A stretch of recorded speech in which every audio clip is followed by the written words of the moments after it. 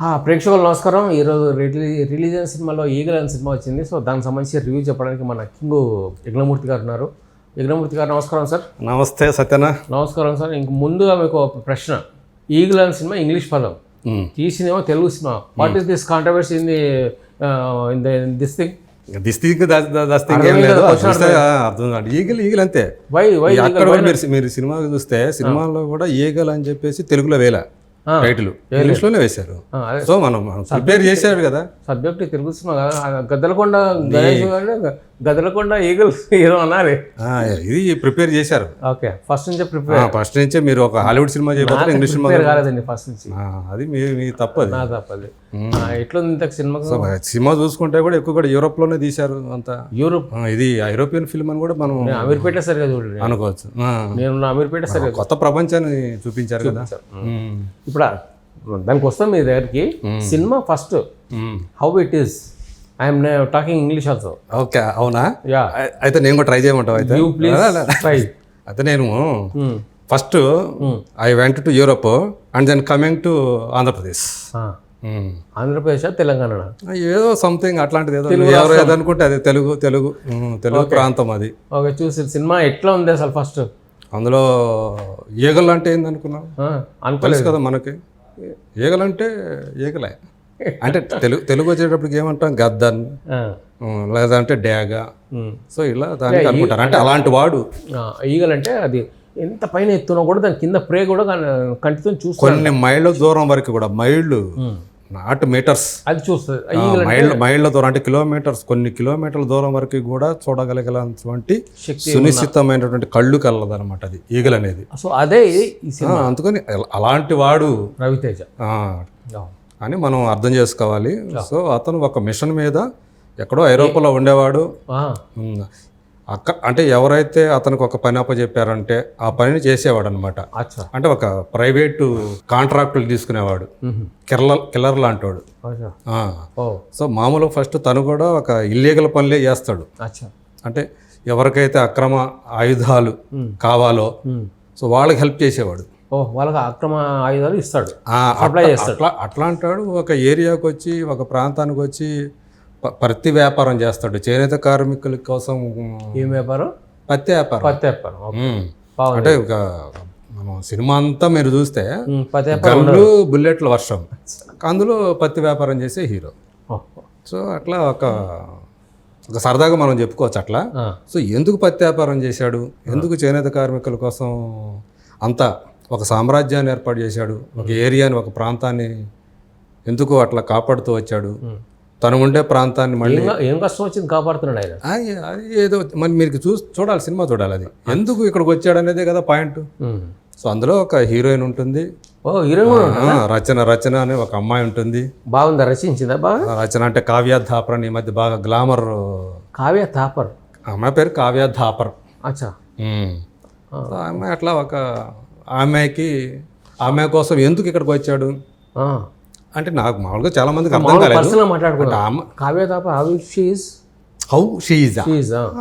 బాగుంది కదా, హౌ కాదు, హూ ఈజ్ షీ అనాలా? నేను కరెక్ట్, నాకు ఇంగ్లీష్ కరెక్ట్. గ్లామరస్.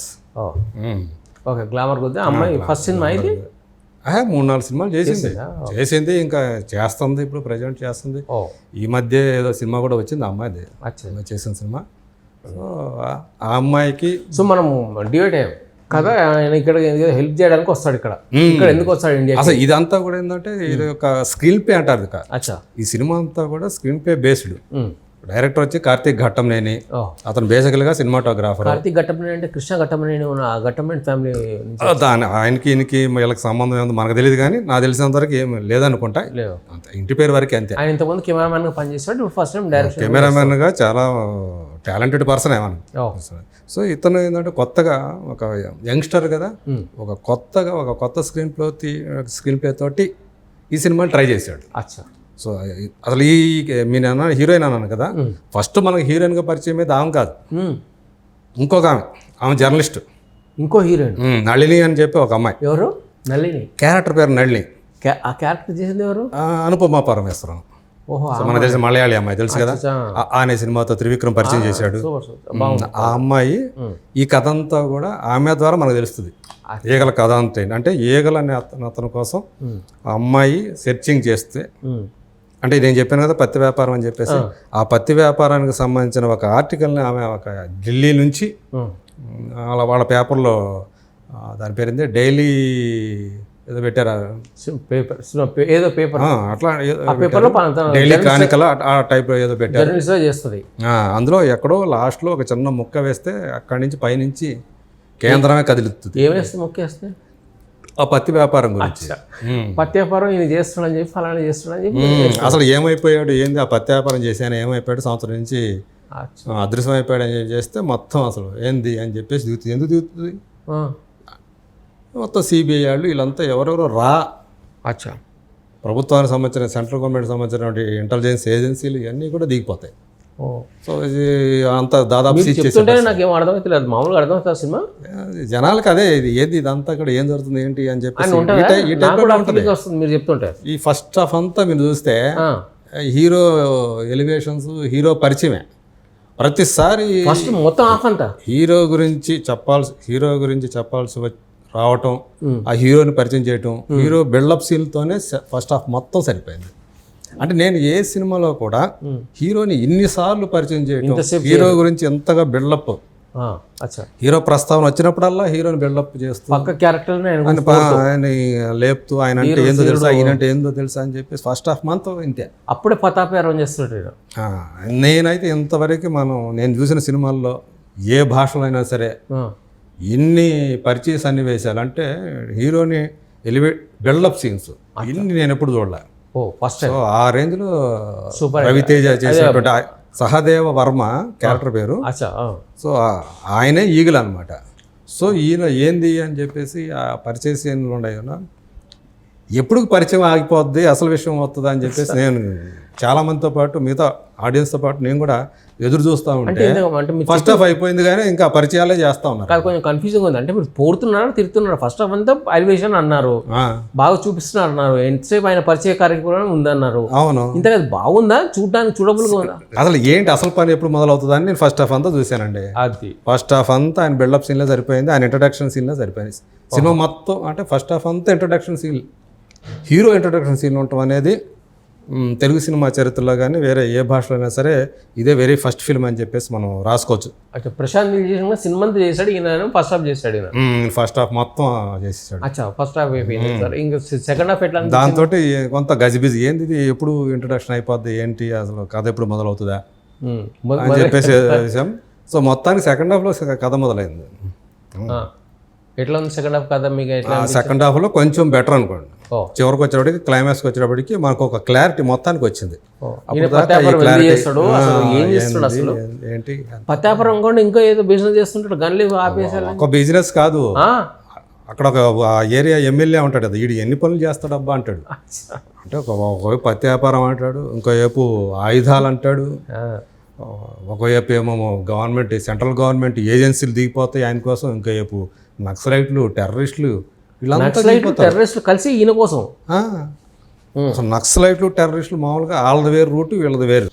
అయితే కాదు టెర్రరిస్టులు ఇంకా ఇంకేమైంది నక్సలైట్లు ఇద్దరు కలిసి ఈగిల్ మీద జాయింట్ ఆపరేషన్. సో ఈగిల్ దగ్గర ట్విస్ట్ భలే ట్విస్ట్ ఇది, ఇద్దరు కలవడం. సో ఆ రకం కలిసి ఈయన పైగా గవర్నమెంట్ వాళ్ళు కూడా, ఒకవైపు గవర్నమెంట్ వాళ్ళు ఇంతమంది ఆ సీన్లు ఇంతమంది ఆ పత్యాపారం చేసుకునే అతన్ని కాల్చడం కోసం అరెస్ట్ చేయడం, ఆయన పట్టుకోవడానికి, ఆయన దగ్గర ఉన్న దాన్ని వీళ్ళు స్వాధీనం చేసేసుకోవడానికి అంతా దిగిపోతారు మొత్తం అంతా కూడా. మరి ఇంతకు సాధిస్తారు అది? ఒక పక్క టెర్రరిస్టులు కనపడతా ఉంటే వీళ్ళు సెంట్రల్ ఇంటెలిజెన్స్ వాళ్ళు, సెంట్రల్ ఇంటెలిజెన్స్ కూడా వస్తుందా? ఇంటెలిజెన్స్ అంటే అదే వాళ్ళ ఆపరేషన్ ఉంటుంది కదా, వాళ్ళ కేంద్ర బలగాలు కేంద్ర బలగాలు. సో వాళ్ళు కూడా వచ్చి ఏంది టెర్రరిస్టులు ఇక్కడికి వచ్చారు అని చెప్పేసి వాళ్ళు కూడా చోద్యం చూస్తూ ఉంటారు. ఇది కూడా ఫస్ట్ టైం నేను చూడటం ఇట్లా ఇండియన్ స్క్రీన్ మీద. సో మామూలుగా అయితే టెర్రరిస్టులు కనపడితే వీళ్ళు ముందు వాళ్ళని కాల్స్తారు.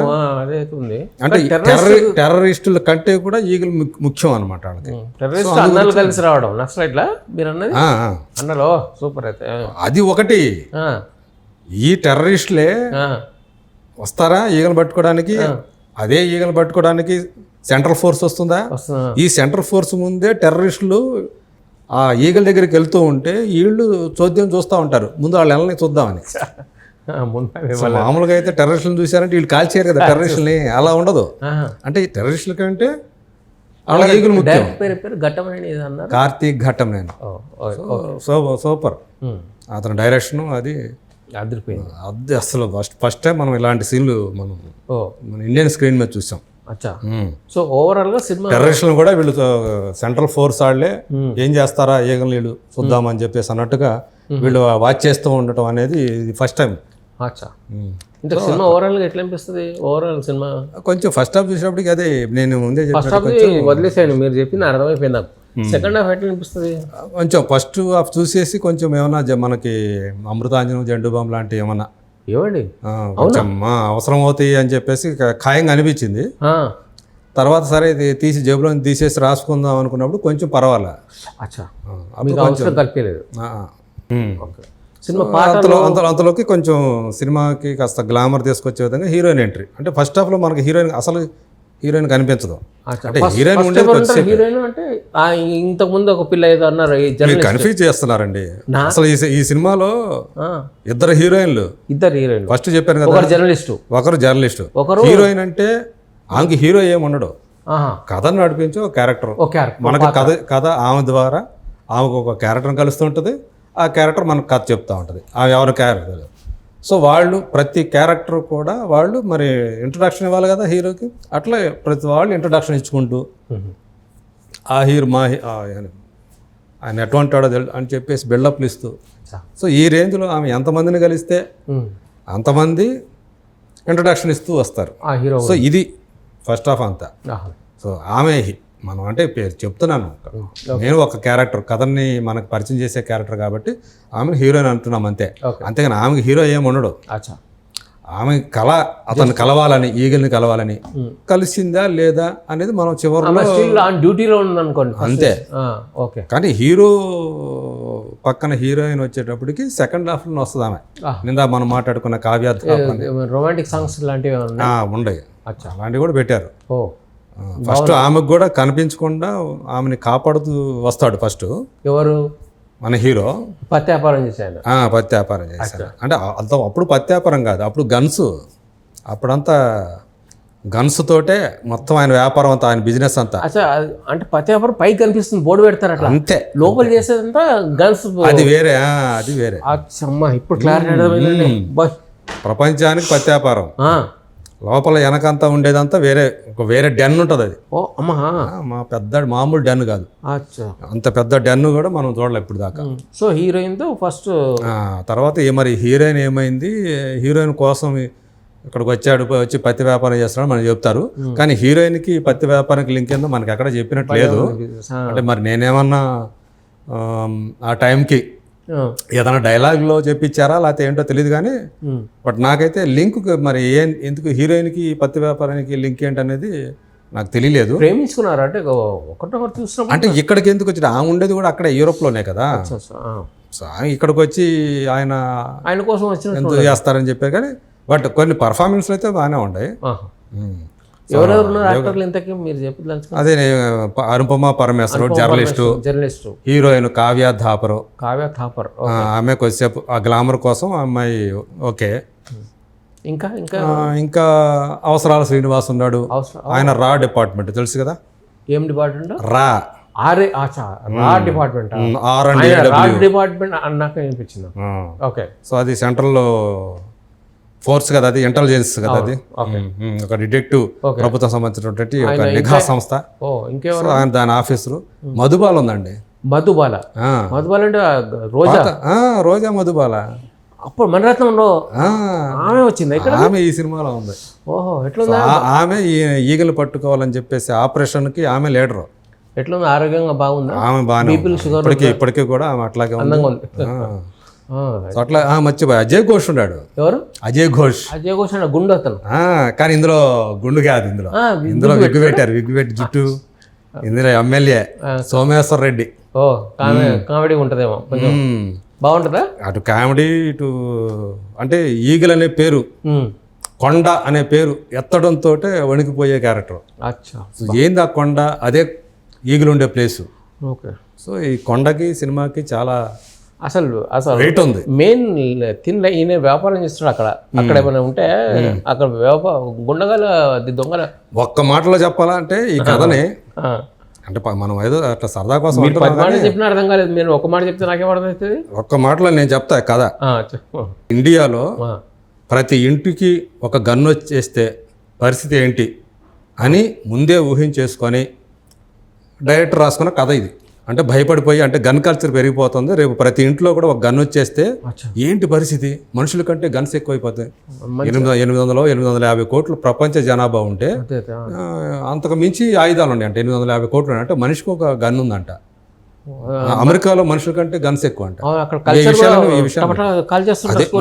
అదే పరిస్థితి మనకి ఇండియాకి వస్తే ఏంది పరిస్థితి అని అతను ఒక ఆందోళన చెంది అలా ఉండకూడదు అని కంకణం కట్టుకున్నటువంటి హీరో. అంతే ఈగలు. ఇది ఒక్క లైన్లో చెప్పాలంటే అంటే ఇంటింటికో గన్ వస్తే పరిస్థితి ఎలా ఉంటుంది, అలా రాకూడదు. ఇప్పుడు ఇట్లాగే సేమ్ ఒక్కొక్క లైన్లో మిగతా నేను అడిగితే ఒక్కొక్క లైన్ చెప్పండి, బోర్ కొట్టించకుండా. ఎందుకంటే మీరు స్టోరీ ఎంత చెప్పి నాకు ఏమీ అర్థం కాలేదు. అదే మరి అట్లాగే ఉంది, మరి ఏం చేస్తాం మరి. పాటలు ఎలా ఉన్నాయి? పాటలు ఎక్కువ ఉన్నట్లేం లేవే, ఏదో ఒక డ్యూట్ ఒకటి ఉంది. అచ్చా. తర్వాత ఏదో మాంటేజ్ సాంగ్ లాగా ఏదో వస్తుంది అంతే. కాకపోతే బ్యాక్గ్రౌండ్ స్కోర్ మాత్రం బాగానే ఉంది. ఎవరైనా అదే మ్యూజిక్ ఎవరో కూడా గుర్తులేదేనండి నాకు. ఓకే, ఎవరు మంచి బాగుంది మొత్తానికి, ఎవరు చేశారో బాగుంది, వెరీ గుడ్. ఇంకా కామెడీ లాంటిది ఏమన్నా ఉండే? శ్రీనివాసరెడ్డి వచ్చేసి మనకి అనుచరుడు. ఎవరికి? ఎమ్మెల్యేకి సోమేశ్వర రెడ్డికి, అంటే Ajay Ghosh. So Ajay Ghosh Srinivasa Reddy combination scenes కొంచెం మనకి కాస్త వినోదాన్ని పంచుతాయి. అయితే డాన్సులు గీన్సులు అవన్నీ సూపరా, అదిరిపోయా? రవి డాన్సులు ఏముండే ఇక్కడ అసలు లేవు, పాటలు లేవు అన్న, హీరోయిన్ ఉందన్న లేదు, అయినా డాన్సులు లేవు. అవునా? చిన్న ఏవో అవి అసలు మొత్తానికి ఫైట్ అంతా గన్లు అండి, సినిమా అంతా బుల్లెట్ల వర్షం ఏంటంటే. ఫస్ట్ హాఫ్ పత్తి చేనేత కార్మికులు, కానీ మంచి విషయం అది. అంటే మన చేనేత కార్మికులు చూపించడం, ఆ చేనేత పనులు చూపించడం, అది పట్టు చూపించడం, అది మంచిగా అనిపించింది నాకు. కానీ దానికి గన్నులకి లింక్ పెట్టడం మంచిదే. ఇంకో మీరు చెప్పిన పాయింట్, గన్లు మొత్తం అంతా ప్రపంచవ్యాప్తంగా వ్యాప్తి చెందితే ఎంత కష్టం వస్తుందో అదొకటి బాగుంది పాయింట్. ఇది ఎక్స్పోర్ట్ చేసేటువంటి పత్తి, అది చాలా నాణ్యమైన పత్తి. సో అంతవరకు నాకు నచ్చిందండి అది. ఓకే, ఆ పాయింట్ ఒకటి, ఈ పాయింట్ ఒకటి బాగుంది, అది నాకు బాగా నచ్చింది. Cinema over first time direction చేశాడు ఆయన, ఎవరు? కార్తీక్ ఘటంలేనండి. కార్తీక్ ఎలా చేశారు ఆయన? ఎట్లుంది కదా ఆయన? అదే ఫస్ట్ హాఫ్ అంతా ఇలా చేసేసి ఈ స్క్రీన్ ప్లే జాంతారు. ఇలా స్క్రీన్ ప్లే అనేది ఇలా ఉంటే మనకి కష్టం అండి. మనకి స్ట్రైట్గా ఉండాలా, అన్నీ ఎక్కడికక్కడ ఏంది కథ ఎప్పుడు వస్తుంది, కథ ఎప్పుడు మొదలవుతుంది అని చెప్పి ఎదురు చూస్తూ ఉంటే అట్లా అన్ని ఎలివేషన్ సీన్స్ ఫస్ట్ హాఫ్లో ఉంటే అట్లా. హీరో అంటే ఒకసారి చెప్పాలా, అంతే అయిపోవాలా, లేదా ఇంకో రెండోసారి. అంతే 10 సార్లు ఎలివేషన్ సీన్స్ బిల్డప్ సీన్లు వస్తే ఎట్లా అండి? అది కొంచెం కరెక్ట్.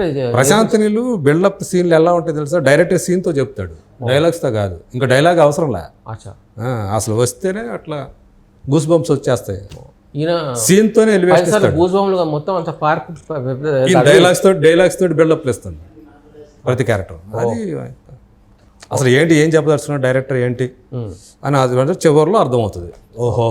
ఓ ఇంటింటికి ఒక గన్ వస్తే చివరిలో అర్థం అవుద్దా? ఇంకా మళ్ళీ కొనసాగిస్తుంది. నేను చెప్పాను కదా, నేను అదే ఇంటింటికి ఒక గన్ను కాదు అంటే దీన్ని సెకండ్ పార్ట్ గా తీసే ఉద్దేశం లాంటిది. అయ్యా కరెక్ట్గా మళ్ళీ కరెక్ట్ క్వశ్చన్ వేసారుగా.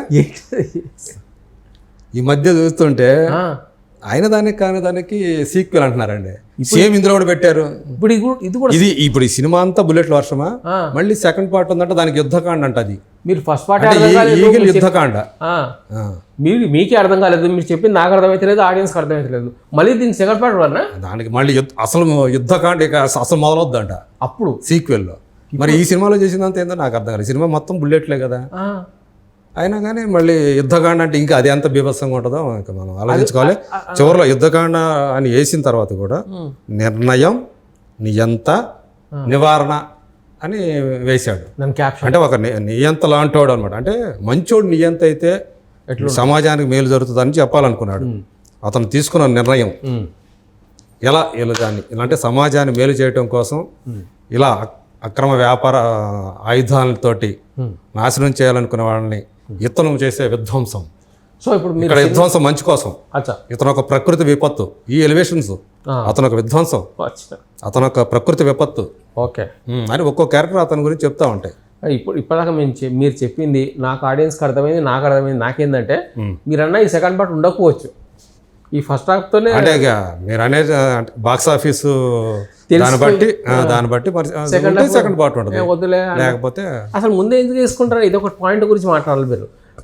అంటే మామూలుగా మనకి హీరోలకి ఎవరికైనా సరే డైరెక్టర్లు మామూలుగా మంచి కథ బాగా చెప్తారండి. సో అంటే సెకండ్ పార్ట్ చేసుకుంటారు. నిర్ణయం నియంత నివారణ అని చెప్పేసి ఒక పాయింట్ చెప్పిన మామూలుగా ఈ సినిమాని కాదు, జనరల్ సినిమా హిట్ అయితే సెకండ్ పార్ట్ తీస్తే బాగుంటుంది. కానీ ఆ ముందే వేసుకొని అది సినిమా ఫాస్ట్ నమ్మకం అండి.